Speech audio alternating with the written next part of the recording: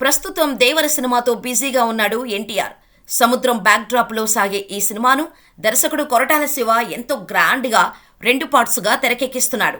మొదటి పార్టును September 27న release చేయడానికి ready అవుతున్నాడు.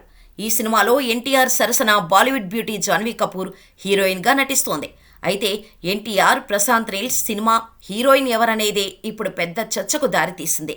ఆగస్టులో ఈ సినిమా షూటింగ్ను మొదలుపెట్టనున్నట్టుగా మైత్రి మూవీ మేకర్స్ ఇటీవలే ప్రకటించింది. ప్రస్తుతం Prashanth Neel pre production work చేస్తున్నట్టుగా సమాచారం.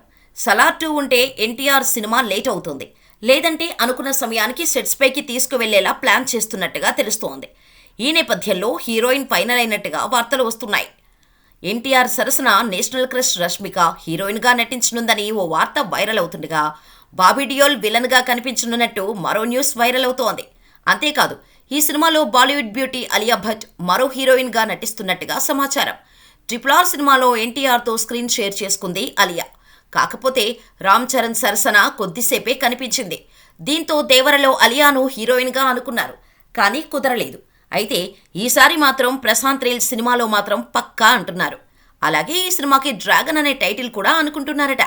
అయితే ఇలాంటి విషయాల్లో క్లారిటీ రావాలంటే అధికార ప్రకటన వచ్చే వరకు వెయిట్ చేయాల్సిందే.